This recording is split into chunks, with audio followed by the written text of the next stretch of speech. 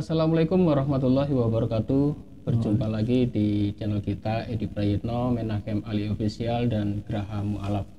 Seperti biasa setiap malam Jumat kita selalu membahas kajian-kajian yang istimewa, dan kemungkinan kajian ini juga baru Anda dengarkan dan belum Anda terima di luaran sana. Dan alhamdulillah pada malam hari ini saya ditemani oleh dua narasumber yang orang hebat-hebat di sini. Ini ada Ustadz Rio. Assalamualaikum Ustadz. Waalaikumsalam warahmatullahi wabarakatuh. Ini saya perkenalkan dulu, Ustadz Rio ini adalah pengurus dari Yayasan Pembina Mu'alaf At-Tauhid untuk wilayah Manado.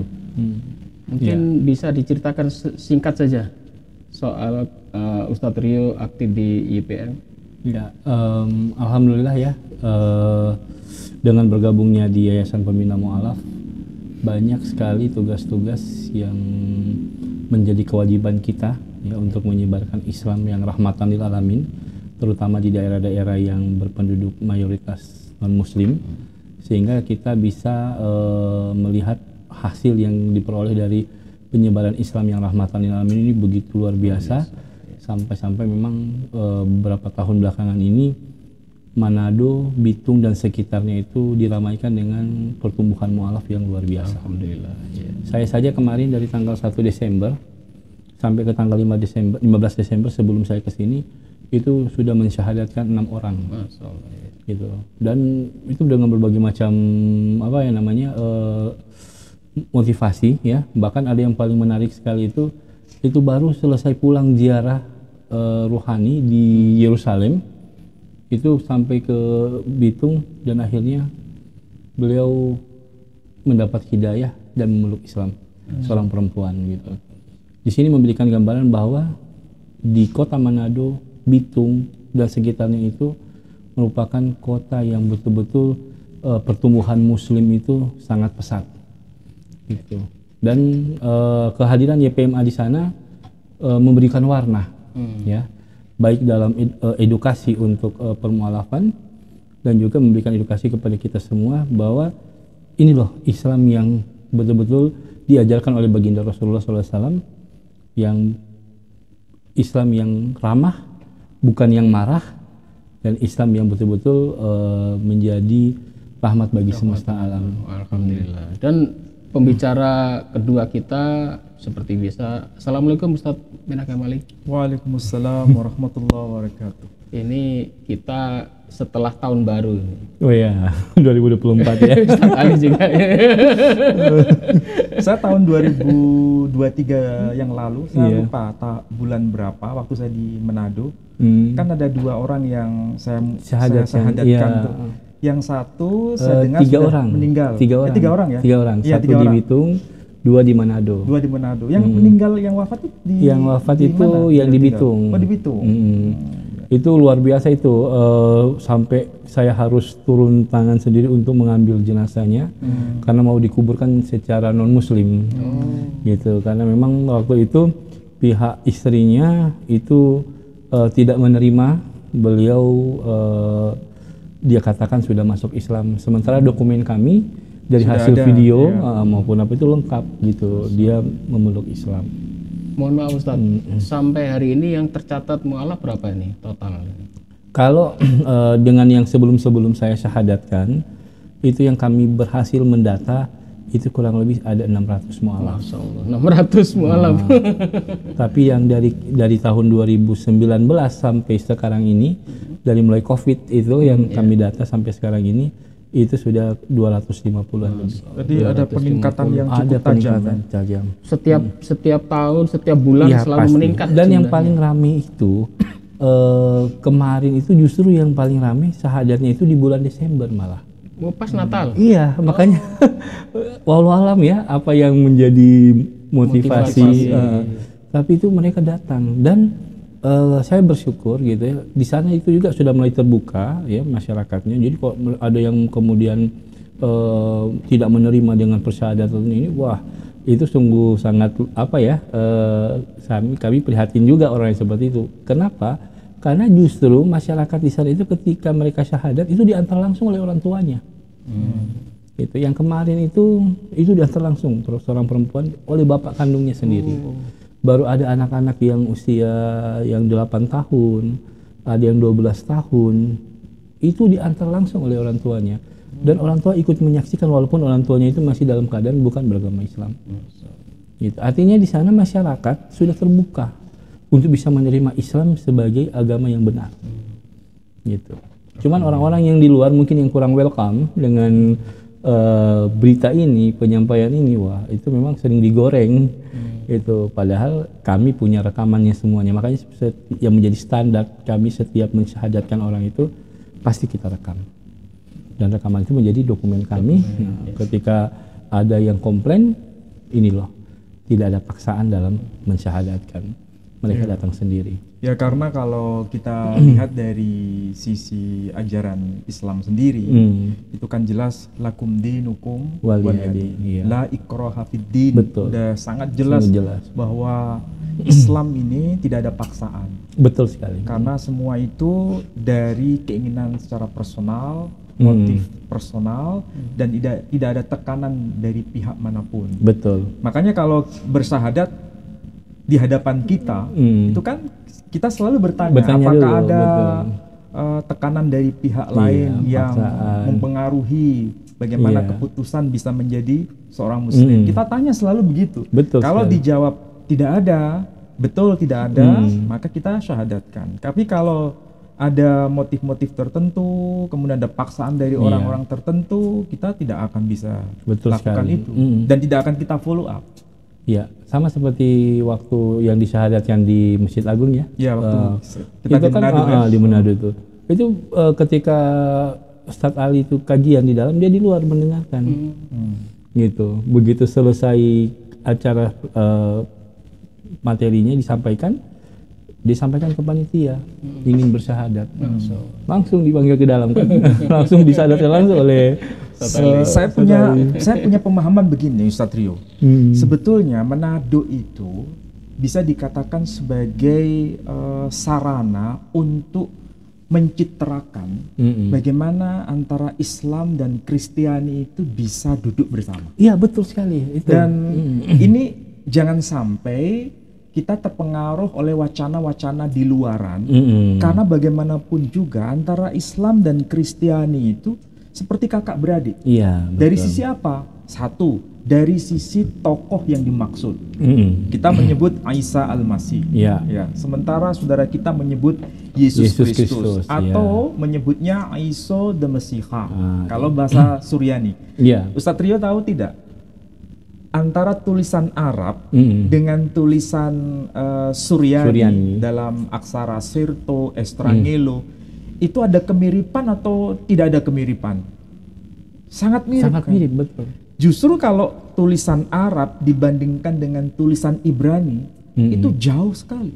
Jauh sekali. Bahkan tulisan Ibrani dibandingkan dengan tulisan Suryani, itu juga jauh sekali. Tapi yang unik, bentuknya, ya, bentuk aksara antara Suryani dengan Arab itu ada kemiripan. Ada kemiripan. Betul. Ini saya ambilkan contoh ya, supaya nanti bisa terlihat nih. Coba ini. Ini kan tulisan Suryani nih. Ini ada 3 model aksara. Yang atas ini disebut aksara Serto. Ya. Yang tengah ini disebut sebagai aksara Madanhoyo. Yang bawah ini disebut Estrangelo. Ini semua bahasanya bahasa Suryani atau bahasa Syriak. Atau saudara kita menyebut Syro-Aramaik. Tulisannya begini, dekat atau jauh bila dibandingkan dengan aksara Ibrani? Kalau jauh kan? Jauh. Tapi kalau dihubungkan dengan aksara Arab, dekat atau jauh? Sangat dekat. Sangat dekat. Betul. Dari sisi aksara saja, yang dipakai di kalangan Kristiani dengan yang dipakai di kalangan Muslim itu sangat dekat dari sisi aksara. Nah, yang jadi pertanyaan, terus bagaimana sampai bisa ada yang Injil yang mungkin tertua itu dengan bahasa Suryani? Bukan, yang sekarang itu dipegang. Nah, itu bahasa Yunani ya? Ya. Nah, makanya itu ini menjadi wacana yang harus disuarakan kepada Muslim maupun yang Kristiani. Ternyata memang antara Islam dan Kristiani dari sisi aksara yang saya sebut ada Eserto, Madanhoyo, Estrangelo. Bila dibandingkan dengan aksara Arab sangat dekat. Sangat dekat. Kemudian dari sisi istilah yang dipakai sangat dekat. Misal kalau dalam bahasa Suryani ketika Yesus dipaku di kayu salib. Menurut iman Kristiani, dia bicara dalam bahasa Suryani, bukan dalam bahasa Yunani, ya kan? Iya. Dan itu diyakini oleh semua denominasi gereja. Itu dalam bahasa Suryani. Apa yang dia katakan? Eli, lama sabachthani. Kalau bahasa Arabnya, ilahi, limadha taraktani. Mirip enggak bunyinya itu? Mirip. Sangat mirip. Kemudian ketika ada orang buta, kemudian Yesus berkata kepada orang buta itu supaya bisa melihat. Apa kira-kira yang dikatakan oleh Yesus, Pak Edi? Apa ya, lupa dia saya. Bicara apa? Ephata. Oh iya. Ya, Ephata. Bahasa Arabnya apa? Iftah. Terbukalah. Kalau bahasa Indonesianya itu. Artinya apa? Dari sisi tulisan mirip, dari sisi makna sangat mirip. Padahal kalau kita tahu, nabi-nabi Bani Israel rata-rata itu penutur bahasa Ibrani atau bahasa Suryani. Rata-rata penutur bahasa Ibrani. Tapi ada satu nabi spesial di kalangan Bani Israel, Bani Israel, yang beliau itu menegaskan penggunaan bahasa Suryani sebagai bahasa komunikasi pada eranya. Oh, bukan bahasa Yunani malah. Bukan bahasa Yunani. Soalnya yang berkembang selama ini, itu mereka selalu mengatakan, kenapa sih Alkitab Perjanjian Baru kok manuskrip tertuanya itu malah bahasa Yunani, bukan bahasa Ibrani atau Aramaik ya. Iya. Ternyata ini jadi problem sendiri. Sekarang Ustadz Ali mengatakan ternyata bahasa Yunani saat itu bukan bahasa nasional yang dipakai. Bukan bahasa nasional, maksudnya bukan bahasa tuturan yang sehari-hari dipakai pada masanya. Padahal tapi itu menjadi bahasa nasional karena dipakai sebagai bahasa kolonial. Kita tahu Palestina waktu itu dikuasai oleh Imperium Romawi. Betul. Ya kan? Dan mereka dikuasai oleh kekuasaan Romawi. Sehingga sebagai bahasa administratif dan sebagai bahasa nasional itu adalah bahasa Yunani. Tapi bahasa sehari-harinya? Bahasa sehari-hari masyarakat Yahudi waktu itu penutur bahasa Suryani. Oh. Makanya itu yang menjadi menjadi sebuah tanda kenapa kedekatan bahasa Suryani dengan bahasa Arab itu luar biasa. Betul. Dibanding Yunani. Dan sampai hari ini kita bisa belajar dari sejarah gereja bahwa di antara komunitas Kristiani itu ada perdebatan. Sebenarnya sabda-sabda Yesus itu aslinya dalam bahasa Yunani atau dalam bahasa Suryani. Nah, perdebatan itu sudah selesai. Memang betul beliau menyampaikannya dalam sabda berbahasa Suryani. Tapi ketika ditulis, nah disinilah terjadi perbedaan tajam. Bagi saudara-saudara yang penganut denominasi Kristen Assyria atau Nestorian, mengatakan bahwa aslinya Perjanjian Baru itu bahasa Suryani. Kemudian diterjemahkan ke dalam bahasa Yunani. Menurut mereka, kalau ingin tahu sabda Yesus yang asli, ipsisema Yesus tadi itu, bahasa asli yang dipakai Yesus, rujukannya harus pakai bahasa Suryani, bukan bahasa Yunani. Nah, sementara bagi saudara-saudara yang penganut denominasi Protestan atau Katolik atau mayoritas Kristen yang ada di Manado, itu kan memahami bahwa Perjanjian Baru itu aslinya ditulis dalam bahasa Yunani. Kemudian yang bahasa Suryani itu yang disebut Pesita itu hasil terjemahannya. Jadi kalau ingin tahu sabda Yesus yang asli harus melihat versi bahasa Yunani. Dari sini dua kubu ini bisa bertemu atau saling menafikan. Saling menafikan. Karena untuk merujuk pada teks asli tidak ada kesepakatan. Apakah Maksudnya untuk merujuk sabda Yesus yang asli itu bahasa Yunani atau bahasa Suryani. Karena di antara kedua belah pihak itu tidak bisa saling bertemu. Yang satu mengatakan yang asli bahasa Yunani, Suryani itu yang terjemahan. Sedangkan dari kaum Kristen Nestorian yang asli itu bahasa Suryani, yang Yunani itu yang terjemahan. Tapi kalau dilihat manuskrip tertuanya yang mana, Ustaz Ali? Kalau manuskrip yang tertua yang sampai hari ini sampai kepada kita itu memang bahasa Yunani. Bahasa Yunani, ya. Tetapi banyak kosakata bahasa Suryani yang sampai hari ini masih tertulis dengan aksara Yunani. Jadi memang kesepakatannya itu secara bahasa oral yang dipakai oleh Yesus Kristus atau Isa the Messiah itu bahasa Suryani. Tapi ketika dalam bentuk tulisan, nah disitulah terjadi perdebatan. Ini memang agak berbeda dengan tradisi Islam. Cuman begini, Ustaz, apakah bisa mungkin dijadikan sebuah alasan? Karena kan diketahui tadi bahwa ternyata pada waktu di zaman Yesus atau Nabi Isa ini, itu kan Palestina, Yerusalem ini masih dijajah, masih dikuasai oleh Imperium Romawi kan. Apa tidak menutup kemungkinan bahasa bahasa nasional mereka di saat masa kehidupan Yesus itu dengan menggunakan bahasa Yunani, ataukah memang menggunakan bahasa Suryani gitu? Ya, kalau kita lihat hasil perdebatan para ahli biblikal ya, yang mengerti dan mempelajari Bible di antara para pakar kaum Kristiani, sarjana Kristen, memang bahasa imperium atau bahasa kolonial itu bahasa Yunani. Sehingga dokumen-dokumen yang sampai kepada kita itu memang mayoritas bahasa Yunani. Nah, masalahnya, apakah Yesus waktu itu memang bisa bertutur dalam bahasa Yunani atau hanya bertutur dalam bahasa Suryani? Itu debatable. Karena mau tidak mau kan berpatokan pada dokumen yang tertulis. Betul. Nah, sementara dokumen yang tertulis itu menyuguhkan data. Beliau itu kalau mengajar kepada para sahabatnya itu dalam bahasa Suryani, bukan dalam bahasa Yunani.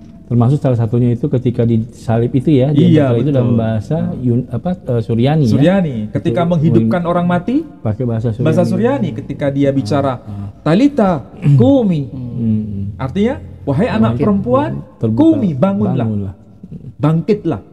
Nah, itu bukan bahasa Yunani, tapi bahasa Suryani. Tapi kalau kita baca ya, Alkitab bahasa Indonesia, Alkitab bahasa Inggris, Alkitab bahasa Yunani, itu tertulis dengan aksara Yunani atau aksara Latin, tetapi kalau terbaca itu bahasa Suryani.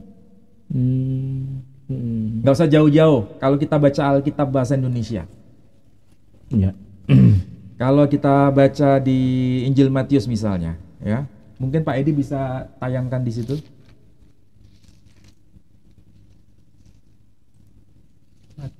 Matius pasal 27 ayat 46. Matius pasal 27 ayat 46. Kira-kira jam 3 berserulah Yesus dengan suara nyaring, Eli Eli lama sabachthani. Artinya, Allahku, Allahku, mengapa engkau meninggalkan aku? Nah, pertanyaannya, kita sama-sama lihat tuh. Baik yang dalam bentuk versi cetak maupun dalam bentuk versi digital. Lihat itu. Itu bahasa apa yang tertulis di sono? Bahasa Indonesia kan? Iya. Dan itu aksaranya aksara Latin semua. Tapi coba itu dibaca. Eli ya. Ayat 46. Eli lama sabachthani. Itu bahasa Indonesia atau bahasa Yunani atau bahasa Suryani? Suryani. Bahasa Suryani. Betul.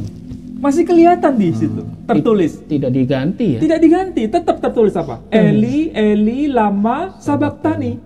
Pakai aksara Latin. Baru kemudian ditulis artinya Allahku, Allahku, mengapa engkau meninggalkan aku? Berarti masih kelihatan tuh bahasa Suryani. Bahasa tuturnya sehari-hari. Bahasa tutur, bahasa lisannya masih tertulis di situ pakai bahasa Suryani. Bukan bahasa Indonesia, apalagi bahasa Inggris. Kalau kita cek ya Bible bahasa Inggris. Tertulis seperti itu. Oh, masih dicantumkan. Eli Eli lama sabachthani. Kalau dalam versi bahasa Yunani tertulis Eli Eli lama sabachthani, tapi dengan pakai aksara Yunani. Tapi kalau dibaca sama. bahasa Suryani tetap. Bahasa Manado juga begitu sama. Iya pasti. Baiklah, saudara-saudaraku sekalian, menarik ya. Tadi udah disinggung sedikit. Nah, ini ada buku ini. Tadi sudah dicuplik sedikit sama Ustadz Ali. Ya, sebagian ada yang saya sampaikan di... Sebagian sudah disampaikan tadi. Buku ini sudah terbit Januari ini ya? Januari tahun 2024. Ini adalah karya Ustadz Menachem Ali, judulnya Ismail dalam Alkitab dan Manuskrip Qumran. Nantikan peredarannya ya. Sekarang masih belum ya? Ya, kita tunggu. Segera akan beredar. Kemungkinan kita nanti juga akan umumkan bagaimana cara membeli buku ini. Penerbitnya di Jakarta. Penerbitnya dari Jakarta. Pengantarnya ini Kusen PSD ya. Ya, dari UIN Syarif Hidayatullah Jakarta dan Wakil Ketua Lembaga Seni dan Budaya Pimpinan Pusat Muhammadiyah. Buku ini sangat menarik ya. Ini karya Ustadz Menachem Ali yang berapa ini? Ya, enggak tahu. Udah yang jelas ini buku yang kedua dari trilogi mengenai Ismail. Oh iya. Yang pertama sudah, yang judulnya itu Filologi Biblikal. Yang pertama dulu Ismail. Bukan, yang cover merah hati itu yang pertama. Itu mengenai Ismail. Baru kemudian ini buku yang kedua. Nanti tahun ini lagi akan terbit lagi. Seri yang ketiga.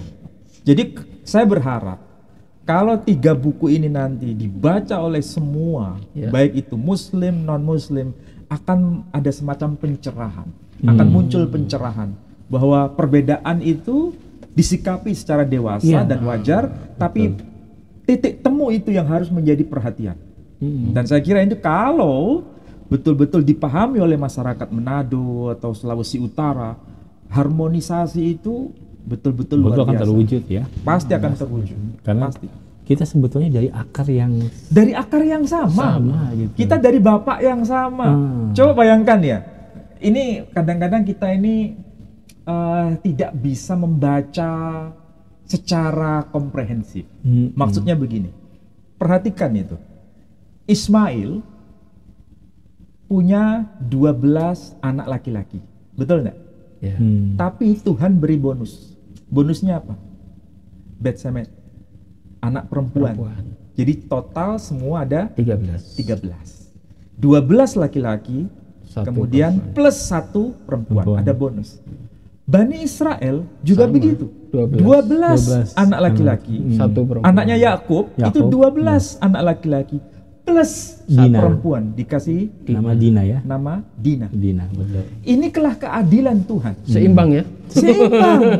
Jadi kalau bicara Bani Ismail, Bani Israel, itu seperti kita bicara 2 komunitas yang betul-betul mulia di hadapan Tuhan. Berarti kalau asumsi yang mengatakan bahwa hanya Ishak dari keturunan Ishak yang diberkati, itu keliru ya? Ya, sangat-sangat keliru. Kalau kita lihat dari konteks bahasa Ibraninya, itu saya bahas dalam buku saya. Iya, betul. Saya bahas. Soalnya kan selama ini kan yang dikembangkan isu itu kan bahwa hanya dari keturunan Ishak lah yang diberkati. Sementara Ismail itu dari keturunan hina, budak gitu kan. Kemarin sempat kita bahas itu. Iya. Kita kasih contoh aja yang sederhana yang kelihatan mata saat ini, yaitu suku Israel itu dari Ishak ya. Kalau mereka diberkati, itu kan awalnya kan dari ayahnya yaitu Nabi Ibrahim. Ada perjanjian, negeri ini akan aku berikan, negeri ini akan aku berikan. Ternyata di Jazirah Arab Timur Tengah itu siapa yang menguasai? Sedangkan Israel yang ingin menguasai negara kecil itu aja sampai sekarang belum selesai. Ini yang menjadi pengetahuan yang seharusnya disosialisasikan. Iya betul. Ini menarik ini. Maksud saya begini, keadilan Tuhan itu tidak berpihak. Keadilan Tuhan itu untuk semua. Makanya Bani Ismail ada 12 suku, kemudian ada bonus perempuan. Bani Israel ada 12 suku plus 1 perempuan. Ini keadilan yang luar biasa. Dan yang justru menjadi semakin kita ini berpikir lebih keras, itu ketika kita membandingkan antara Yesus dan Nabi Muhammad SAW. Ini ada titik temu sebenarnya, yang tidak banyak diketahui orang. Kalau kita bertanya kepada Muslim atau kepada kaum Kristiani, Yesus itu lahir tanpa seorang ayah atau melalui hubungan biologis antara suami dan istri. Maka jawabannya serentak tanpa seorang ayah pastinya. Dia hanya melalui dari seorang wanita yang bernama Sayyidah Maryam atau Bunda Maria. Dan itu menunjukkan bahwa dia memiliki garis nasab sebagai Bani Israel itu dari jalur perempuan. Oke, ya. Jalur laki-laki tidak ada. Hanya jalur perempuan. Dan ini sebetulnya merupakan sebuah tanda keyahudian seseorang itu dinilai dari jalur perempuan. Tapi kalau nasab dalam arti nasab hubungan generasi ke atas itu dari jalur laki-laki. Kalau menurut Yahudi, ini dari suku apa? Itu patokannya jalur laki-laki. Tapi kalau keyahudian seseorang atau dia itu Bani Israel atau bukan, itu dari jalur ibu, bukan dari jalur laki-laki. Atau dengan kata lain, dari jalur matrilineal, bukan dari jalur patrilineal. Jadi jelas di situ Yesus. Lalu samanya dengan Nabi Muhammad SAW di mana? Nah, ini uniknya. Nabi kita Muhammad SAW kalau dari jalur patrilineal itu Bani Israel. Bani Ismail. Tapi kalau dari jalur matrilineal itu dari Bani Israel. Ibunya. Bukan ibu kandung, tapi nenek buyutnya. Nenek buyutnya ini siapa namanya? Salma binti Amr. Itu dari keturunan Israel. Dari Bani Israel. Pertanyaannya begini, ini menarik ya. Bahasa Arab itu unik. Setiap kata atau khususnya nama, baik itu laki atau perempuan, kalau nama itu mengandung aksara huruf ya, tidak ada titik. Nah, itu kalau bahasa kita orang Jawa namanya alif bengkong. Huruf ya seperti huruf ya tapi nggak ada titik. Misal nama Musa, itu kan huruf mim, waw, sin, kemudian huruf ya, tapi tanpa titik. Itu namanya alif bengkong kalau di sini di Surabaya. Nah, ini berarti itu bukan asli Arab. Nama itu bukan asli Arab. Berarti itu adopsi dari non Arab yang diarabkan. Itu contoh pertama. Contoh kedua, Isa. Ain, ya, sin, kemudian huruf ya tanpa titik, ya kan? Ini berarti Arab atau bukan? Bukan. Ini non Arab, istilah bukan Arab yang mengalami Arabisasi, pengaraban. Salma, ini perempuan nih. Sin, lam, mim, ya tanpa titik.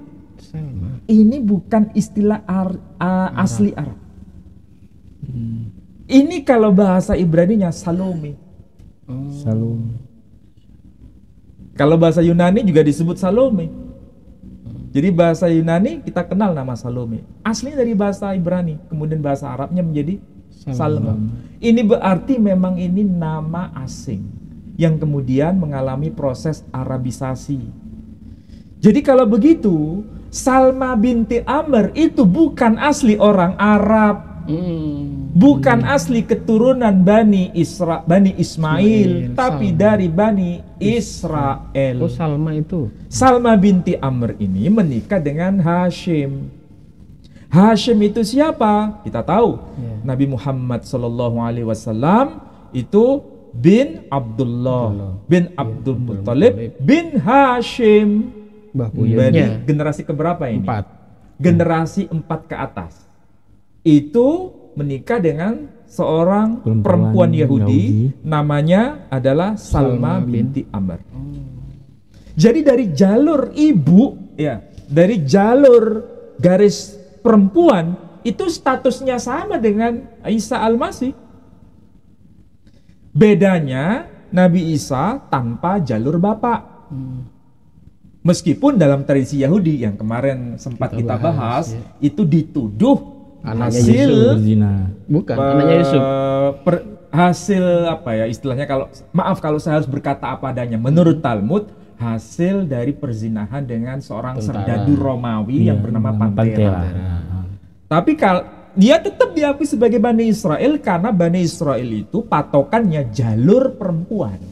Maka Yesus diakui sebagai Bani Israel. Meskipun tidak diakui sebagai nabi, tidak diakui sebagai rasul, tidak diakui sebagai Al-Masih atau Mesias menurut tradisi Yahudi.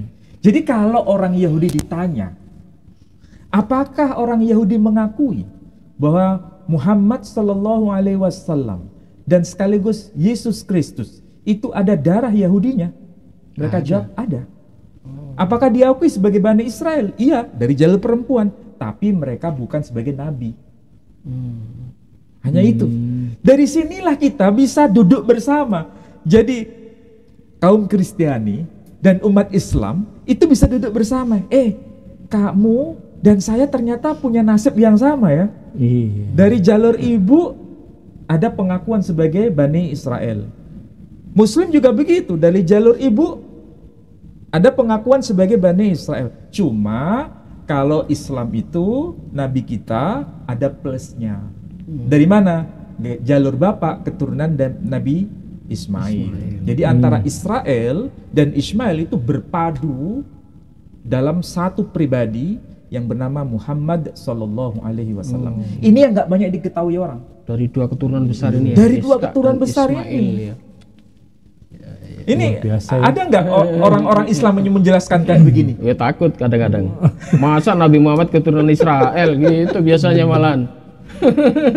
Tapi dari sisi nama itu kelihatan kan, Musa, Isa, Salma, kelihatan semua itu. Ini kalau dikaji dari sisi aspek linguistik.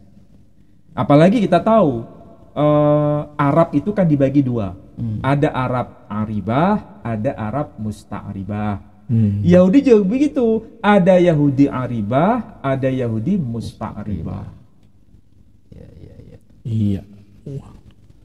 Saya juga baru tahu ya. Jadi kalau saya ya ditanya, loh memang Nabi Muhammad itu yang dikenal sebagai nabi terakhir, yang diakui sebagai tokoh sentral dalam tradisi Islam, ada kaitannya dengan Ishak? Saya jawab ada. Cuma kenapa ini nggak pernah di-expose? Selama ini cuma disebutkan dari keturunan Ismail ya, keturunan apa ya, yang hina gitu. Iya, seakan-akan termarginalkan. Yang di-expose itu hanya tokoh Ismail. Tapi tokoh Ishak nggak pernah terekspos. Padahal dari dua jalur ketemu dalam pribadi Nabi Shallallahu Alaihi Wasallam.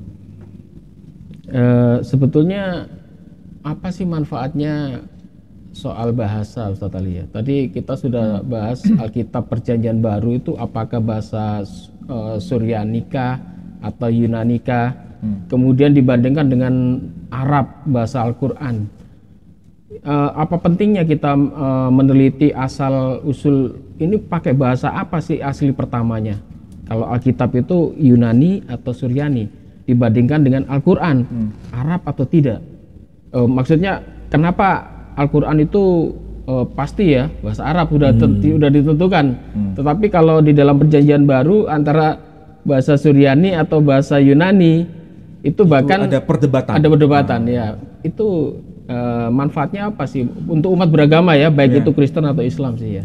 Iya, ini menarik ya. Umat beragama di Indonesia ini antara komunitas Muslim dengan komunitas Kristiani itu memiliki cara pemahaman yang berbeda.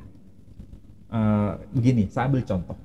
Kalau misalnya kita lihat di Manado, rata-rata semua orang yang pergi ke gereja itu membawa Alkitab. Ya.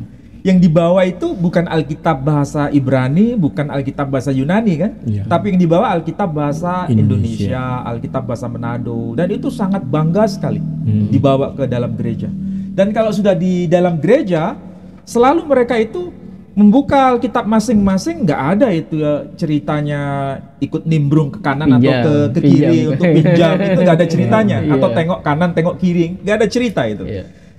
Pendeta atau pastor selalu berkata kepada jemaat, mari kita buka kitab Kejadian, Iya. mari kita buka kitab Keluaran, begitu kan? Ya, diarahkan dari atas mimbar ya. Iya, dan semua semua. akan buka itu. Iya. Kitab Kejadian itu pasti letaknya di bagian yang paling awal dari kitab Musa, bagian awal. Kitab Keluaran pasti bagian yang kedua. Iya. Pernah nggak terdengar di antara para pendeta atau pastor ketika mengajar kepada jemaat mengatakan mari kita buka Sefer Bereshit? Tidak ada begitu Iya. kan? Padahal Sefer Bereshit itu bahasa aslinya. Kalau diterjemahkan kitab Kejadian. Iya. Mari kita buka Sefer Wayikra. Pasti jemaat bingung itu. Apa ini Sefer Wayikra? Tapi kalau disebutkan mari kita buka kitab Imamat, nah semua jemaat paham. Ini cara beragama begini itu kan dia lebih paham bahasa terjemahannya dibanding bahasa aslinya kan. Coba perhatikan tuh versi Islam. Kalau kita mengaji di masjid Atau di pondok pesantren. nggak ada ceritanya itu Ustadz mengatakan mari kita buka saudara-saudara Alkitab Al-Quran misalnya Surat sapi betina. Sapi betina kan nggak ada. Mesti mengatakan mari kita buka surah Al-Baqarah begitu kan, nggak ada itu mari kita buka surah sapi betina. Artinya apa? Umat Islam itu lebih akrab dengan bahasa aslinya dibanding terjemahannya. Sementara saudara kita lebih akrab dengan terjemahannya dibanding aslinya. Jadi kalau begitu, siapa yang salah? Yang salah orang ketiga. Saya ingat ini. Ada nggak plus minusnya? Ada plus minus. Iya. Sebetulnya yang baik ya, baik itu yang Kristen maupun yang Muslim tahu bahasa aslinya dan tahu bahasa terjemahannya. Tahu maknanya. Iya. Jadi kalau saudara kita yang Kristiani itu lebih baik tahu maknanya daripada lebih baik tahu maknanya meskipun tidak tahu bahasa aslinya. Sementara kita ini lebih tahu bahasa aslinya tapi nggak tahu maknanya. Maka keduanya harus saling belajar. Saya teringat ini. Dulu kan saya pernah Kristen. Iya. Yang selalu ditekankan oleh orang-orang Kristen kepada orang, terutama mau mengajak orang Islam nih. Saya mau mengajak orang Islam masuk ke agama saya. Pertama kali yang saya tekankan itu gini. Daripada kamu baca Al-Quran yang nggak ngerti artinya, mending baca Alkitabku bahasa Indonesia dan bisa dimengerti. Itu biasanya gitu. Daripada belajar bahasa Arab bisa baca kadang-kadang artinya nggak ngerti. Dan hanya fokus cari pahala. Dan iya, akhirnya kan ini bisa, loh itu dipakai loh. Iya, Untuk betul. menggoda iman Islam itu supaya mau ikut membaca Alkitab. Nah, Alkitabku ini bahasa Indonesia bisa mudah dimengerti, sedangkan Al-Quranmu kan bahasa Arab. Kamu bisa bahasa Arab ngaji, bisa baca, artinya nggak ngerti lagi. Kecuali orang-orang yang pendidikan khusus ya di pondok pesantren atau apa yang itu bahasa Arab dan artinya. Tapi itu kan tidak banyak. Nah, itu sering diulang-ulang sama para penginjil ya. Saya juga waktu itu juga ingin pengaruhi teman-teman saya itu, ayo baca Injil aja, Injil itu kan enak, bahasa Indonesia gitu Ustaz. Nah, ada sesuatu yang penting untuk saya sampaikan Pak Edi. Memang bahasa asli itu sesuatu yang sangat luar biasa untuk dipahami. Bagaimanapun juga bahasa asli itu penting. Cuma bahasa asli itu yang mana? Kalau Islam kan sudah selesai. Iya, Arab. Bahasa Arab. Iya. Tapi kalau di kalangan Kristiani, bahasa asli itu yang bahasa apa? Bahasa Suryani atau bahasa Ibrani atau bahasa Yunani? Masih belum ada sepakat ya di situ. Belum sepakat. Tapi di sini ada sesuatu yang menarik. Nah, kalau bahasa Yunani ya, kita bisa baca ya Injil Yohanes pasal 1 ayat 1. Bisa dibuka Pak ini. Bisa nggak di situ ditampilkan yang bahasa Yunani? Oh enggak. Bahasa Indonesia aja. Bahasa Yunani ya? Bahasa Yunani. Oh, tapi harus buka dulu nih ya. Atau bahasa Indonesia. Ini lama nanti ya. Bahasa Indonesia. Yohanes 1 ayat 1 ya. Oh, Yohanes 1 ayat 1. Nah, itu kan. Pada mulanya adalah firman. Kalau Yunaninya kan en arche en hologos. Firman itu bersama-sama dengan Allah dan firman itu adalah Allah. Ya. En arche en hologos. Kai hologos pros ton theon kaitos en hologos. Jadi kalau di situ kita bisa lihat perbedaan antara bahasa Indonesia dengan bahasa Yunaninya. Yeah. Oke. Tapi nanti pada ayat yang ke-14. Nah, kalau terjemahannya itu kan begini. Firman itu telah menjadi manusia dan diam di antara kita. Nah, aslinya kalau istilah diam di situ, kalau bahasa Yunaninya tertulis eskenosen. Nah, tertulis eskenosen bahasa Yunaninya. Kalau diterjemahkan ke Indonesia, diam. Padahal istilah eskenosen itu apakah asli bahasa Yunani? Ternyata enggak. Eskenosen itu bukan asli bahasa Yunani. Itu bahasa Suryani yang diterjemahkan, yang diyunanikan. Atau bahasa Ibrani yang juga diyunanikan. Artinya eskenosen itu kalau bahasa Ibraninya atau bahasa Suryaninya sekina. Sekina itu kemuliaan, ketenangan. Jadi kalau bahasa Arabnya juga sakinah. Jadi kalau diterapkan di situ harusnya firman itu telah menjadi manusia. Firman itu telah menjadi manusia dan kalau diterjemahkan diam sebetulnya ya oke-oke saja. Tapi yang dimaksud adalah sekinah itu kehadiran Tuhan. Hadir, Tuhan itu hadir, tapi bukan dalam arti wujudnya Tuhan hadir di situ, tapi kemuliaan Tuhan hadir di situ. Kemuliaan Tuhan ada di antara kita ya. Iya. Dan itu sebetulnya konsep tradisi Semitik sebenarnya. Dan kita telah melihat kemuliaannya, ada hubungannya. Jadi kalau kita cek bahasa aslinya, itu memang tertulis eskenosen dalam bahasa Yunani. Tapi itu bukan asli Yunani. Berarti jelas bahasa Yunani itu sebenarnya lebih terpengaruh bahasa Semitik. Nah itu yang tadi eskenosen ya, yang diam atau yang hadir di antara kita ini, apakah yang dimaksudkan itu adalah logos? Apakah itu firman itu yang kemudian ada di tengah-tengah kita itu kah? Ataukah yang mana gitu? Ya kalau menurut tradisi Kristiani, firman itu kan telah menjadi manusia, ya. Dan firman itu adalah sekinah Tuhan. Sekinah Tuhan, bukan Yahweh sendiri ada di situ. Oh iya. Jadi kemuliaan Tuhan, kehadiran Tuhan itu melalui bahasa simbol ada di tengah-tengah mereka. Itu sama seperti tradisi Yahudi ketika ada tiang api, itu kan juga sekinah Tuhan. Tapi bukan Tuhan sendiri yang hadir di situ. Waktu menemui Nabi Musa itu. Iya, betul. Jadi itu ada tiang api, kemudian ada tiang awan, itu sekinah namanya. Sekinah. Kalau bahasa Arabnya sakinah. Kemuliaan Tuhan. Berarti bukan firman itu yang diartikan Tuhan sendiri yang datang yang menjadi menjelma nuzul ya di tengah-tengah manusia. Jadi sebenarnya kalau kita memahami dari bahasa asli itu pentingnya di situ. Gitu ya. Nah, sehingga banyaknya kesalah tafsiran, memahami makna ayat itu mungkin karena disebabkan salah satunya mungkin dari karena kita tidak memahami bahasa aslinya. Ya karena tidak disepakati bahasa aslinya yang mana. Itu juga ya jadi persoalan. Itulah sebabnya di antara sekte-sekte Kristen itu sampai pada tingkatan ekstrim. Kita bahas yang Islam dulu ya. Islam itu ada beberapa macam enggak? Ada yang aliran ini, ada aliran itu dan macam-macam ya. Tapi kalau ditanya kitab sucinya apa? Sama. Al-Qur'an. Ya, Al-Qur'an yang mana? Ya, mulai dari Al-Fatihah sampai surah An-Nas. Berapa surah? 114 surah. Semua sepakat itu.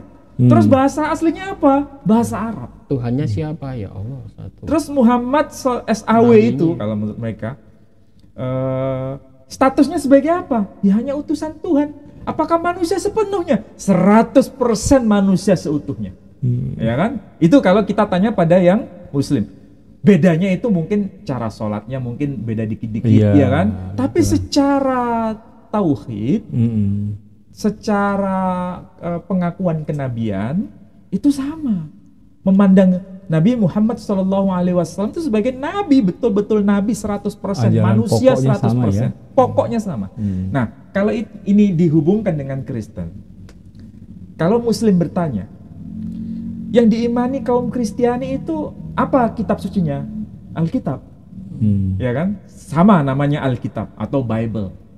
Terus Alkitab Bible itu terdiri atas berapa kitab? Beda. Jawabannya bisa beda-beda itu. Ya, Katolik beda. Kalau Protestan lebih tipis. Kalau Katolik agak tebel. Tapi kalau Ortodok sangat tebel. Sangat tebel ya. Karena jumlahnya lebih banyak. Ya kan? Jadi tergantung mau yang versi yang mana. Berarti selama ini standar kanonisasi itu seperti apa ya? Ya memang tidak sama sampai hari ini pun standarisasi kanon itu tidak disepakati sampai hari ini. Jangankan baik dari Katolik sama Protestan, Ortodoks beda. Misal kalau Katolik itu tidak menerima yang namanya kitab Makabe 1, Makabe 2. Ya, dia diterima. Itu hanya tulisan manusia biasa, nggak ada hubungannya dengan inspirasi Roh Kudus, bukan wahyu Tuhan. Tapi kalau bagi orang Katolik, Kristen Katolik, kitab Makabe 1, kitab Makabe 2, kitab Yudit, kitab baru itu adalah bagian dari kitab suci, kanon, dan itu wahyu. Makanya kalau dibaca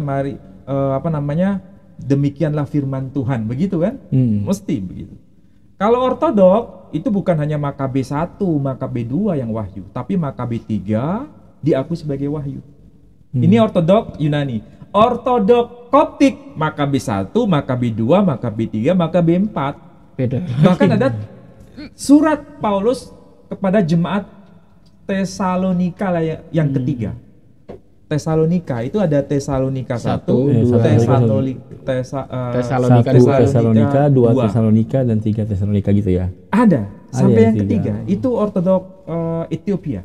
Jadi secara kanon itu tidak disepakati. Berarti sebetulnya mungkin yang masih perlu dipenjelasan ya, standar kitab itu disebut wahyu itu dalam kekristenan seperti apa? Ya harus ditanya ke masing-masing denominasi, masing-masing sekte. Betul, gini, saya pernah bertanya juga ya kepada teman-teman itu, terkaitan kan kita ketahui bersama bahwa kitab yang diakui Injil Gospel ya, oleh komunitas Kristen itu kan hanya 4 kitab ya yang kanon ya untuk masuk dalam 4 Injil itu, Matius, Markus, Lukas, Yohanes. Sementara yang kami pelajari dulu ya, saya dapat juga pelajarannya sama, bahwa yang berkembang di Kristen awal-awal itu bukan cuma 4 kitab ini, lebih daripada itu. Nah, standar yang digunakan oleh bapak-bapak gereja untuk menetapkan hanya 4 ini yang masuk disebut sebagai firman Tuhan, baru kemudian membuang yang lain, termasuk ada Injil apokrif ya, termasuk Barnabas, baru Injil Maria, Thomas lagi masuk gitu, Yakobus. Itu apa dasar hanya yang diterima 4, sementara yang lain itu dibuang? Ya dasarnya karena kesepakatan dalam muktamar, konsili. Standarnya mengukur sebuah ini yang diterima dan ini yang ditolak, standarnya apa? Tidak ada standar yang baku. Cuma disebutkan bahwa karena mata angin itu ada 4 arah mata angin, ada barat, ada timur, ada utara, ada selatan, maka berita Injil harus disampaikan ke ujung-ujung bumi, ke 4 penjuru. Maka 4 penjuru itu mewakili 4 arah, maka dipilih 4 itu saja. Nah, itu kan baru 4 Injil ini ya. Nah, sementara ada juga saya tahu kitab-kitab yang ternyata setelah ditelusuri diakui tidak diketahui penulisnya. Nah, itu juga diakui sebagai wahyu. Iya. Sebagai masuk dalam kanon. Sebetulnya kalau kita tanya ya kepada saudara-saudara kita kaum Kristiani, siapa sebetulnya penulis surat Petrus yang pertama? Mereka jawab, dan para ahli menyebutkan itu memang Petrus. Tapi surat Petrus yang kedua itu bukan Petrus penulisnya, anonim. Itu anonim.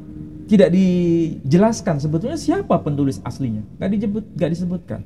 Termasuk siapa penulis kitab Ibrani. Surat kepada orang Ibrani. Iya, betul. Ada yang mengatakan itu tulisan Paulus. Tapi banyak dibantah oleh, karena gaya bahasanya, bahasanya beda. Ya, Paulus kalau dalam menulis surat kan biasanya memulai dengan aku Paulus gitu kan, menyebutkan namanya. Tapi dalam Ibrani kan seperti itu. Nah, jadi berarti di sini yang jadi sampai sekarang mungkin masih tanda tanya besar. Standar itu ya, standarisasi untuk bisa menyimpulkan bahwa kitab ini masuk dalam kategori wahyu firman Tuhan itu masih buram ya, kabur ya. Intinya standar itu masih diperdebatkan sampai hari ini. Tetapi ini yang menjadi pelajaran bagi kita semua. Baik itu kanon perjanjian lama atau kanon perjanjian baru, itu kan perdebatannya luar biasa. Kalau kanon perjanjian lama tadi sudah saya sebutkan, ada kitab baru, ada kitab Yudit, ada Makabi 1, Makabi 2, Makabi 3, Makabi 4. Bahkan Mazmur itu ada sampai 151. Kristen Ortodok mengakui itu. Katolik hanya menerima sampai Mazmur 150. Terus satu pasal ini kemana? Nah, itu diakui bagi Ortodok sebagai wahyu. Katolik tidak mengakui sebagai wahyu, Protestan tidak mengakui sebagai wahyu. Ini baru perjanjian lama. Perjanjian baru, kita ingat peristiwa Martin Luther, ya kan? Ya, itu kan menolak itu surat Yudas ditolak bukan sebagai kanon, tapi sebagai apokrif, ya kan? Jadi itu pelajaran berharga bagi kita, bagaimana wahyu itu diakui sebagai kanon. Definisi kanon itu memang masih diperdebatkan. Kalau di Al-Quran sih finish ya, semua firman Tuhan. Finish. Ya makanya itu dengan seperti ini akhirnya wajar ya, saya pikir mungkin ketika orang-orang mulai mendalami, mencari dan akhirnya mereka meragukan dan kemudian pilih Islam, memeluk Islam, ya itu satu hal yang. Nah, kesimpulan wajar. Saya sebetulnya sederhana ya. Sederhananya begini. Kalau di dalam Islam kan sudah baku ya. Muhammad Sallallahu Alaihi Wasallam itu manusia 100%. Tapi di kalangan Kristiani, Yesus Kristus itu diperdebatkan statusnya. Bagi Kristen yang umum, dia itu 100% manusia, 100% ilahi. Bagi saksi Yehova, ya kan? Dia itu 100% manusia, 100% ilahi. Jadi nggak ada ilahinya sama sekali. Hanya ciptaan yang paling awal. Sampai hari ini masih eksis. Sampai hari ini perdebatan mengenai siapa itu Yesus masih ada. Masih belum terselesaikan. Dia itu manusiawi 100%, kemudian dia itu ilahi 100%, atau memang hanya 100% manusiawi. Baru ada juga yang berkeyakinan bahwa Yesus itu adalah bagian daripada Tritunggal. Dan ada yang menyebutkan bahwa Yesus Allah itu sendiri atau only Jesus ya. Iya. Jesus only. Jesus. Oneness. Jadi Tuhan itu ya Yesus itu sendiri. Perdebatan itu luar biasa. Ada juga saya mendapat informasi tapi dari denomnya mana saya lupa, itu menyatakan bahwa Yesus itu adalah malaikat. Iya, itu dari saksi Yehova. Saksi Yehova itu mengatakan Yesus itu adalah malaikat Mikael. Kalau malaikat kan berarti diciptakan Tuhan. Iya. Mormon itu. Namanya itu Mikael. Iya. Kemudian dia dilahirkan sebagai manusia. Bukan kelompok Kristen Mormon itu. Saksi Yehova. Oh, saksi Yehova. Kalau Kristen Mormon juga mengakui sebagai malaikat. Kalau Kristen Mormon enggak itu ya? Tuhan itu ada 3 yang terpisah. Ada Bapa sendiri, Anak sendiri, Roh Kudus sendiri, betul-betul terpisah dari 3. Berarti andai kata hari ini saya masuk Kristen, mungkin pertanyaan yang saya perlu tanyakan, Kristen yang mana? Iya, Kristen yang mana? Jangan kan itu Alkitab mana yang mau saya pakai? Nama sama Bible, tapi Bible yang mana? Iya. Versi Katolik, kalau Protestan, di Islam kan Ortodok. Perbedaan itu bukan terletak pada ajaran inti pokok, hanya tafsiran. Tafsiran. Jadi mau dia aliran manapun itu, tetap Tuhannya Allah satu. Iya. Al-Quran juga satu. 100% manusia. Iya. Pasti ya. Nggak bingung lagi. Makanya betul. Saya kalau masuk Kristen, andai kata hari ini dibaptis, saya harus tanya dulu, mau Kristen yang mana ini yang benar ini? Pasti sama-sama mengklaim benar ya? Iya. Pasti kan begitu. Ya memang itulah ya yang kita bisa pahami bahwa memang antara Kristen dan Islam itu ada perbedaan, tapi sekaligus ada kesamaan. Iya. Kesamaan itu ada memang. Kesamaannya apa? Kesamaannya dari sisi bahasanya yang dipakai dalam bahasa Suryani itu mirip sekali dengan bahasa Arab, mirip sekali. Itu saya kira menjadi poin penting dalam rangka kita bisa duduk bersama. Ya, titik temu ya, betul sekali. Meskipun ada perbedaan seperti kemarin kita bahas, oh Yesus dan Isa itu beda. Karena Yesus tuh lahir di palungan. Sementara kalau Isa itu lahir di bawah pohon korma. Berarti terbantahkan semua ya.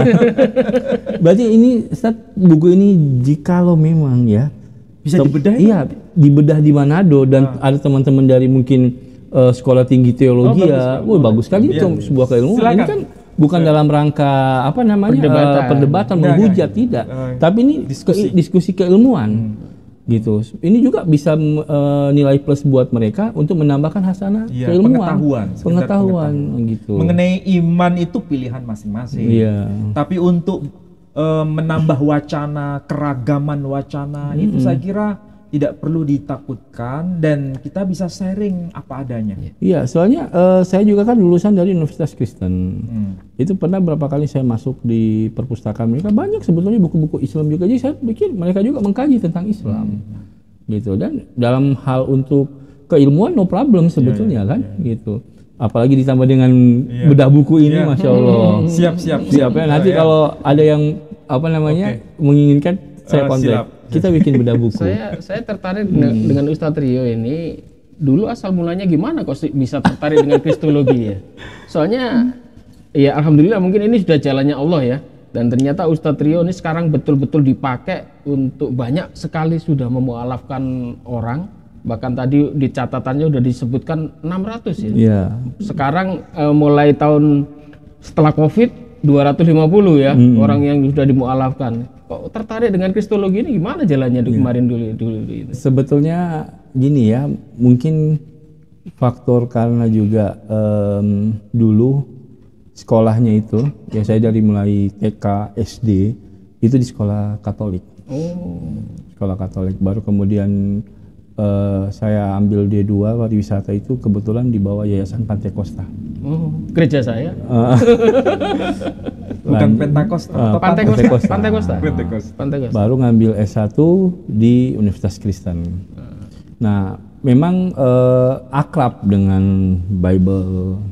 Karena memang setiap hari itu ya sekolah Katolik walaupun kami Muslim tetap ada pelajaran tentang Bible. Bahkan saya hafal ini kitab-kitab sampai apa namanya doa aku percaya kalau di Katolik ya, doa Credo 12 iman rasul itu. Nah, sampai masuk di Universitas Kristen. Di situ di bawah naungan GEMIM, Gereja Injil Minahasa. Gereja khas Manado. Tapi jurusan umum. Jurusannya saya psikologi waktu itu. Cuma Universitasnya Kristen. Tapi dalam mata kuliahnya kita dapat mata kuliah pelajaran agama Kristen, kita dapat etika Kristen, kita dapat pelajaran mata kuliah yang memang ya untuk pendalaman kita sering dengan diskusi-diskusi dengan kawan-kawan.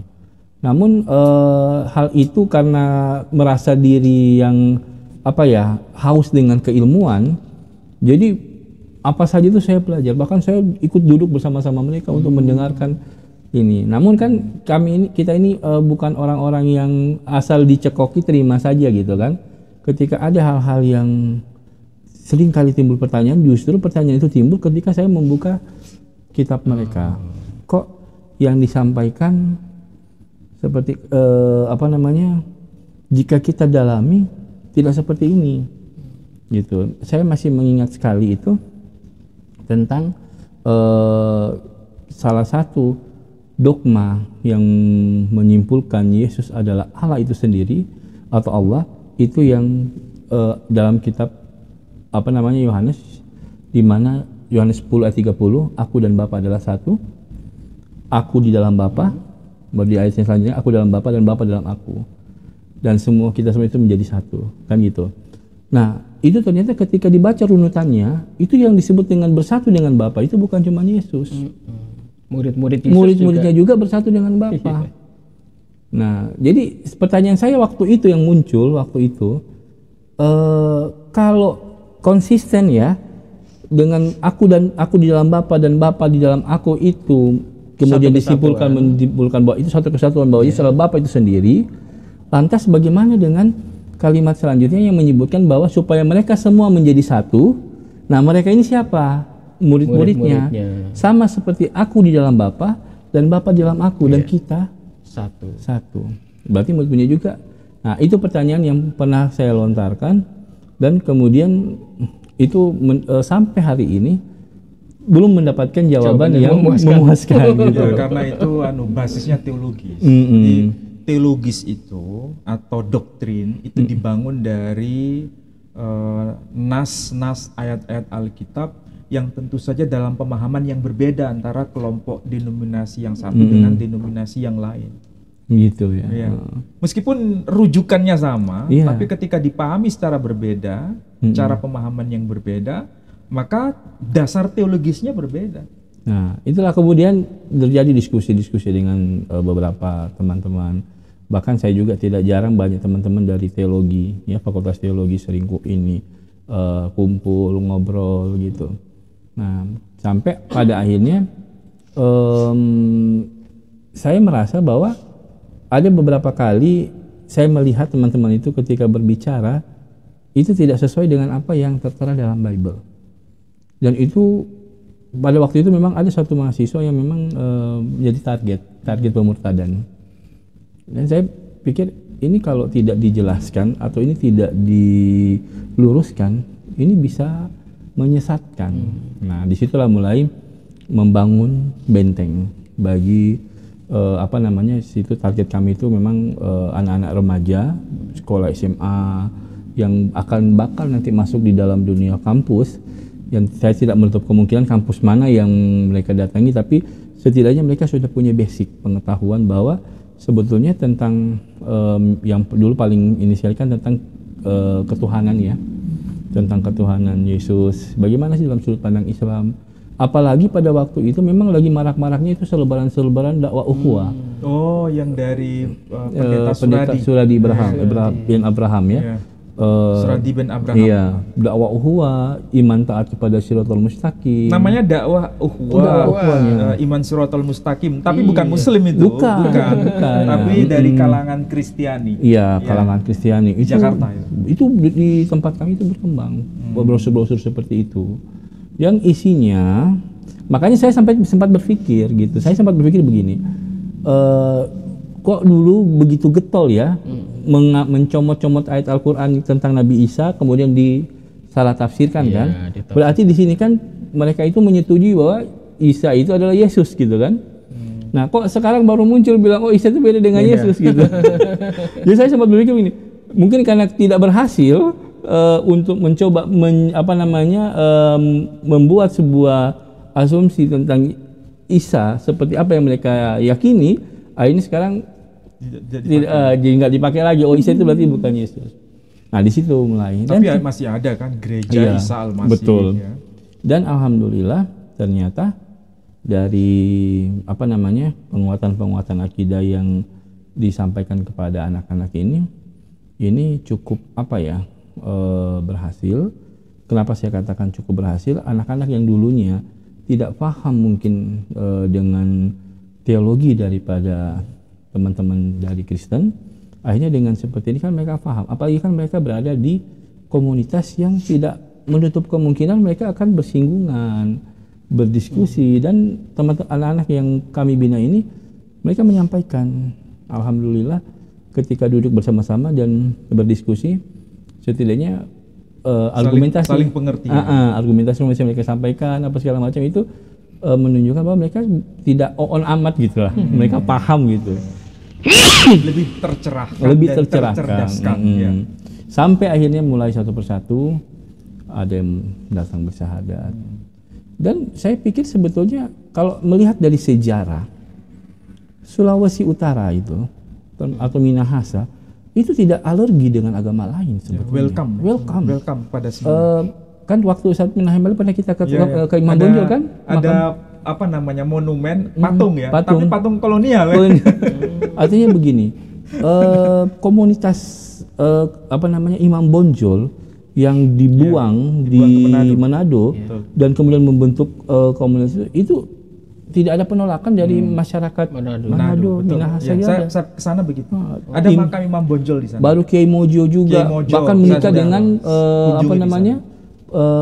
asli orang Minahasa kan. Artinya selama ini mereka welcome. Jadi kalau saya melihat dari yang ada, Ketika dijajah oleh Belanda, dijajah oleh mereka welcome. Tidak ada penolakan terhadap satu simbol agama. Penolakan itu terjadi, ini menurut pengakuan dari ada salah satu budayawan yang saya cerita sama saya, penolakan itu terjadi ketika suku ini sudah ditunggangi oleh salah satu keyakinan. Sehingga merasa bahwa mereka yang lebih pantas, lebih ini akhirnya yang lain tidak boleh masuk. Yang lain nggak boleh masuk. Itu sempat diskusi dengan saya, dan saya ketika menghubungkan, saya juga nggak langsung percaya dengan cerita itu kan, tapi ketika menghubungkan, mengaitkan dengan yang ada masuknya agama-agama ini di tanah Minahasa, saya baru bisa memahami, oh betul juga penjajah masuk no problem, ya. Dari mulai Portugis bawa agama Katolik kan, no problem, Belanda no problem, Jepang no problem, bahkan sampai Imam Bonjol, Kiai Mojo, itu justru penyebaran Islam di tanah Minahasa pesat gitu sampai hari ini. Dan kalau melihat dari fakta sejarah, sebetulnya Minahasa itu tidak harus identik dengan Kristen kan? Betul. Dan tidak harus identik dengan Katolik, dan tidak harus identik dengan Protestan. Iya. Tapi identik dengan kebersamaan sebetulnya. Betul. Ya, itu kan? saya setuju. Karena yang orang Belanda pun bisa kesana, bisa saling menikah.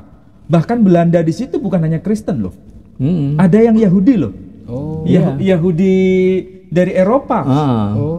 Yahudi Eropa itu, ya, makam Yahudi terbesar kedua di Indonesia itu di Manado.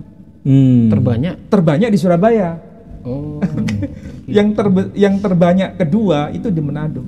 Bahkan kalau mau dipikir ya, di Manado itu kan sempat si Rabi Yakub Baru itu kan mendirikan Museum Holocaust ya, yang akhirnya kemudian sekarang menjadi apa ya, tempat ini sinagog lah buat untuk belajar ya, mengenai Taurat seperti apa. Gitu. Itu diterima juga gitu. Padahal kalau mau dipikir, Yahudi itu yang paling keras menolak Yesus. Iya. Bahkan Yakub Barok itu sempat dalam beberapa podcastnya itu menjelaskan kenapa sampai Yahudi itu tidak menerima Yesus. Gitu. Artinya kalau kita lihat Minahasa, ya, wilayah Manado atau khususnya Sulawesi Utara, mau itu agama Yahudi, welcome. Mau Kristen, welcome. Mau Islam, welcome. Kedekatan antara Islam dan Kristen itu luar biasa ketika melihat sosok Yesus Kristus. Tapi kalau dibandingkan dengan Yahudi kan sebetulnya agak jauh ya. Tapi kenapa Yahudi bisa diterima? Karena masyarakat Minahasa itu welcome pada semua. Dia nggak ada penolakan. Makanya itu terbukti tidak sedikit orang-orang yang memeluk Islam di tempat saya itu diantar langsung oleh orang tuanya yang Kristen. Iya, orang tua yang masih beragama Kristen. Mereka itu kan menunjukkan bahwa mereka welcome. No problem. Dan saya rasa perpindahan agama dari Islam ke Kristen ke Islam itu hal yang wajar saja, karena itu menyangkut iman masing-masing. Betul. Nggak ada yang harus perlu mau sampai dipaksa, intimidasi.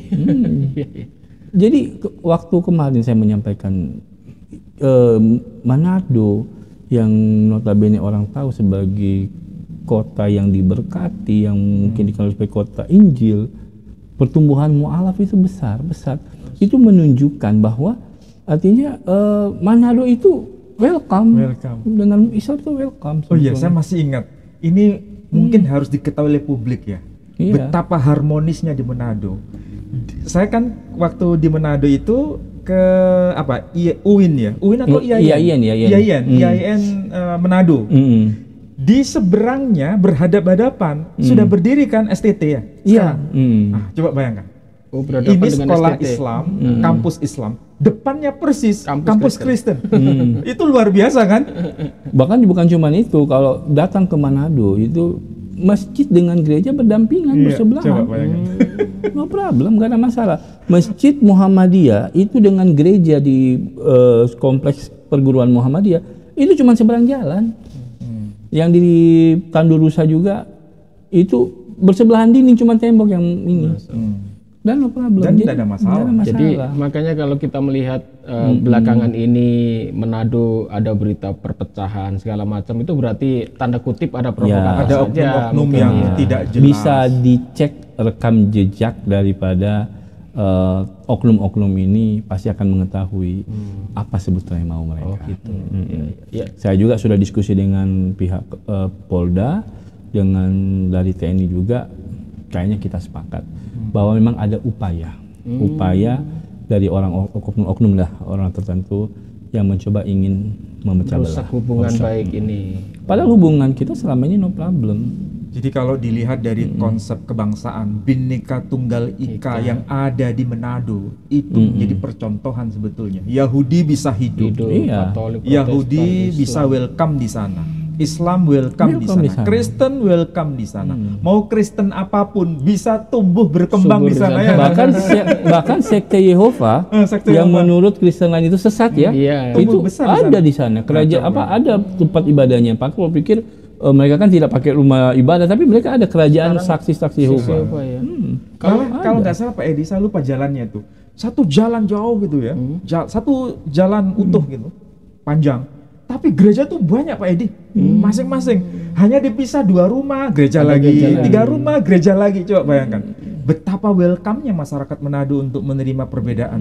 Inilah kebenekaan yang sebetulnya tidak perlu untuk diperselisihkan. Apalagi dengan adanya bedah buku ini nantinya, saya pikir itu lebih memberikan hasanah keilmuan bahwa ternyata seperti ini. Kita sebetulnya kalau mau telusuri, kita memiliki akar yang sama.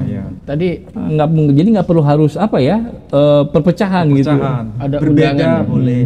Jadi ada undangan khusus dari warga Manado. Bagaimana kalau STT sekolah Kristen mau bedah buku bareng-bareng dengan Ustadz Ali? Kita cari titik temu. Jadi kita cari titik temu yang bisa kita menjadikan itu lebih mempererat persaudaraan di kalian. Jadi membahas tentang kedua agama ini nggak mesti harus pada hal-hal yang negatif. Kalau memang ada perbedaan, itu sikapilah dengan dewasa dan secara intelektual. Dan itu teologis. Kalau teologis nggak bisa dipaksa, keyakinan soalnya. Betul. Lakum dinukum waliyadin, jelas kan gitu kan. Kalau perbedaan teologis di antara seiman saja bisa berbeda. Apalagi berbeda iman. Tapi kalau dalam konteks kebersamaan, konteks historis, saya kira kita bisa duduk bersama. Baiklah saudara-saudaraku sekalian, sangat menarik ya apa yang kita bincangkan pada malam hari ini. Kita kedatangan yang tamu luar biasa dari jauh ya. Ustadz Rio ini dari Manado khusus karena beliau ini juga perwakilan YPM dari Tauhid Pembina Mu'alaf. Dan seperti biasa Anda para donatur, kami ketuk hatinya karena pembangunan kita ini bukan hanya pembangunan fisik saja. Di samping saat ini kita lagi membangun pondok pesantren dan masjid di Wonosalam Jombang. Anda sudah dengarkan tadi bahwa kita juga membina para mu'alaf. Mu'alaf yang dibina oleh Ustadz Rio yang di bawah naungan YPM Tauhid di sana itu yang tercatat ada 600 orang. Yang terbaru ada 250 orang. Dengan kata lain, kita juga butuh dana yang besar. Ingat, para mu'alaf ini biasanya mereka membutuhkan pendidikan, mereka membutuhkan buku-buku Al-Quran, kemudian buku baju-baju sholat, mukena, sarung, dan sebagainya. Dan itu kita gali bersama-sama. Dan Ustadz Rio, ini ada saksi di sini, saat ini juga membutuhkan dana yang sangat besar untuk membina para mu'alaf ini. Biasanya para mu'alaf ini setelah masuk ke Islam, itu biasanya ada yang terusir, ada yang kehilangan pekerjaan, ada yang kehilangan mata pencarian atau diputus kekeluargaannya, dan itu membutuhkan dana. Dan Ustadz Rio ini sudah banyak ya pengalaman beliau untuk membina para mu'alaf. Kemungkinan akan diceritakan di lain waktu karena waktunya udah mepet. Kalau cerita satu-satu kisah-kisah mu'alaf pasti 2 hari, 3 hari, 3 malam nggak habis itu. Betul ceritanya sekali. Itu karena banyak sekali suka dan dukanya untuk membina para mu'alaf. Untuk itu saudara-saudaraku yang ingin mendukung kami, karena pembinaan mu'alaf ini bukan hanya di cabang Manado saja ya, karena cabang dari YPM Tauhid ini ada di Kalimantan, ada di Papua ya. Papua juga luar biasa mu'alaf yang sudah banyak masuk. Kemudian ada di Manado, Papua, di Makassar. kemudian terutama di pulau-pulau Jawa juga ada cabang-cabang dari YPM Tauhid dan semuanya membutuhkan dana. Untuk itu kami mengetuk Bapak Ibu sekalian yang ingin berdonasi, silakan Anda kirim ke Bank Syariah Indonesia di nomor rekening 11188899971 atas nama Yayasan Pembina Mu'alaf At-Tauhid Jawa Timur. Atau kalau ingin menyumbang ke Ustadz Rio YPM Manado ya, nomor rekening berapa? Sebentar, nggak hafal. Ya, jadi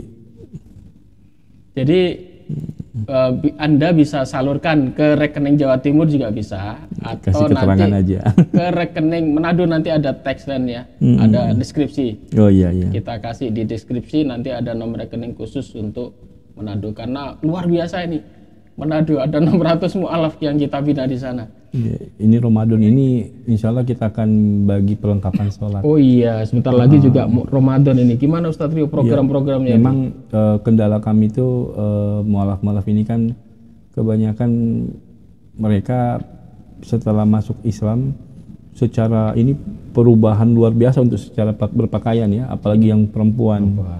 Yang dulunya mungkin tidak menutup aurat, harus menutup aurat, ya. Harus punya jilbab, dan itu bukan sedikit kalau untuk pengadaan. Iya, biayanya kalau luar biasa nominal yang harus mereka keluarkan. Makanya kemarin saya mencoba untuk mengumpulkan donasi dari teman-teman untuk membelanjakan perlengkapan. Jadi ada yang dalam bentuk barang menyumbangkan berupa mukena, ada yang dalam bentuk dana kemudian saya belanjakan. Itu macam-macam, terserah gitu.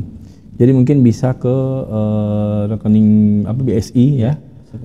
Rekening BSI itu di nomor rekening 7755998863 atas nama Dana Dakwah Mu'alaf. Oh iya. Gitu. Jadi bisa, dan juga bisa langsung ingin mengetahui lebih jelas tentang mu'alaf bisa di nomor WA 089 666 777 233. Bisa diulangi Ustaz? Ya. WA nomor WA-nya? Nomor WA-nya di 089 666 777 233. Ya. Jadi kalau memang ingin mengetahui perkembangan mu'alaf bisa di WA di situ.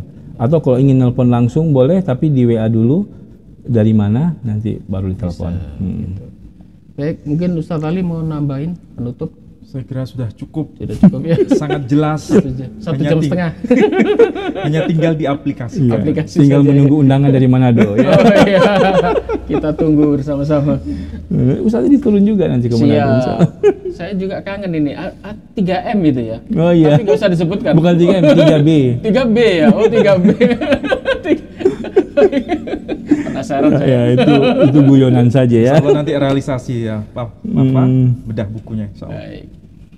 Baiklah saudara-saudaraku sekalian, pada perjumpaan malam hari ini kita cukupkan sekian dan tunggu perjumpaan kita di malam Jumat yang akan datang. Dan kami mohon maaf jika ada salah kata. Wabillahi taufiq wal hidayah. Wassalamualaikum warahmatullahi wabarakatuh. Waalaikumsalam warahmatullahi wabarakatuh.